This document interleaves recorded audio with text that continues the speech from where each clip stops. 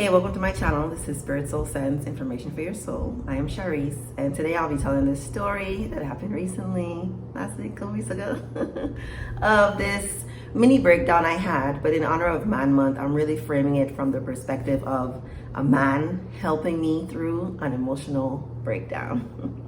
Over here on my channel, I help Black men and women heal from trauma and toxic relationships. If you like the content, please subscribe to my channel, give this video a like, and share it with somebody you think it may help. Okay, so I have shared with you all that I now live in Atlanta. I moved here from Cleveland, Ohio. After I finished grad school, all that stuff, I wanted to settle somewhere. Atlanta is a great place because all the Black people, I have some family here, everything, was looking up.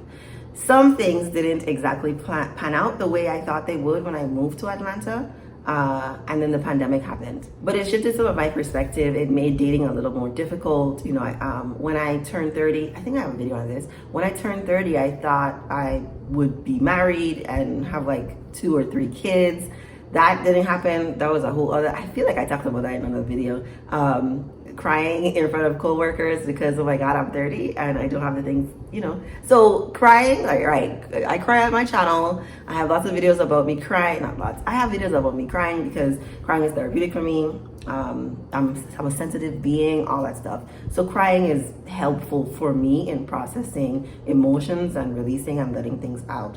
So I met a gentleman who sparked feelings in me that I have not felt in a long time. And I love the men. I love the men. I think it's clear on my channel. I love men. I love all men. Black men are my favorite. And in having these interactions with this gentleman, I was thinking, right? Because I think the last couple of years, last year and a half, I was thinking, I don't know if I want to have more kids. Like, I don't know if I want to have more kids. And then I'm like, I think I don't want to have more kids. I'm pretty sure I don't want to have more kids. I think, anytime there's some, confusion or inconsistency, like back and forth, I know that there's something deeper for myself to explore. Like, do you or do you not? How you mean you don't know? There's something that you need to explore more. So that's for me, figuring out, right? So epiphanies are coming. I feel like a series of events happened, with my son's father, that was trying to teach me that, Shareece, you're a nomad. Shareece, you like to bop, bop, bop,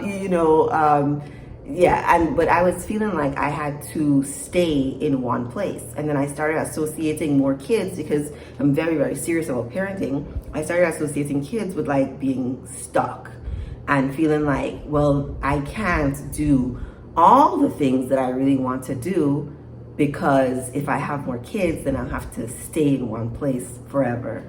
It's an irrational belief. I'm a psychologist, right? It's an irrational belief. But that was the way I was feeling.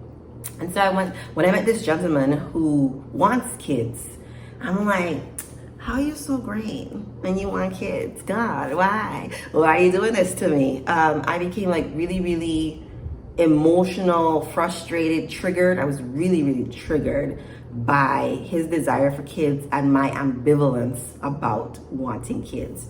So I was like, you know what? I don't know if we're compatible, right? I ain't even giving it a chance. I would just end this before anything else happens, which was scary. Scary is not the right word for it. I felt like the heartbreak of what could have been, if you've ever had your heart broken and you've been in a relationship and all the dreams and hopes and goals that you guys wanted ended because the relationship ended, that feeling. But it's better to have loved than lost than to have never loved at all, because there's an emptiness, right? And I've worked with elderly people who have not done things in their life. There's an emptiness, a longing for things that they didn't accomplish, things that they didn't even try. And so I was feeling a lot of feelings. So he is very perceptive. And so he checked on me. He FaceTimed me. He was asking me how I was feeling, right? Because it could be friends, and I started crying. And he was, we were funny people, comedians in our family. So he's like, are you playing? What are you doing? Nah, I was really crying. I really cried. I really cried. And so then he asked to come over because there's a lake by my apartment. He's like, you don't have to talk. Like, I just want to be there for you. Man, oh God. So he held my hand, he let me cry on his shoulder, he hugged me, and I was like, when I tell you I was crying, right? So we're talking through the tears. What do they mean? Why am I crying? Why did I make the decision that I made? Why am I feeling so overwhelmed? We like went through all of it together, right? And so that's how I got to the epiphany of feeling stuck. But really, stuckness is a mind state. It's not a real thing. Like, you're not really stuck wherever you are in life, and I'm not really stuck where I am in life. My life is great, but it did feel like some things were missing. One of those things for me is travel. I have always had like this curiosity for life, and I'm not really the person who wants to travel the world, but I am very interested in other cultures, other people, and this America, the energy here, greatest country, but the energy here, once you've been outside of America, or you're raised outside of America, like, you know what I'm talking about. And so I felt like I've been here 3 years in a row. No, I've traveled home. See, but the travel, I haven't traveled enough outside of America in the last 3 years, right? Pandemic, all that stuff, just brought everything to a head now, such that I feel I gotta get out of here. I have to get out of here. And so having that conversation with him made me realize, no, it's not that I don't want kids. It's that I want to feel free. I want to not feel like I'm tethered to one place. And just because you have kids doesn't mean that you do, right? I already have a son, and I've done a lot of traveling. But it's like, why were those two things so incompatible for me? Some of it is like trauma, things that happened when I was in Ohio with for 2 years and didn't have a lot of support. And so my main message is like, question why you're doing the things that you do. Like, what is the intention behind anything that you want or don't want? So me, right, I'm open to having kids, right? I'm not anti-kids. I love children. I'm a child psychologist. I love being around itty bitty people, and they love me, right? I have really, really good energy that kids just love. And little girls, man, just precious gems. Being able to tell a little girl like she's beautiful and have a conversation with a little boy and hear all the interests and all their antics. You know, the kids are like, let me show you this. So I love kids, open to kids, also realizing I have to travel more. Like, I have to get out of these people's America.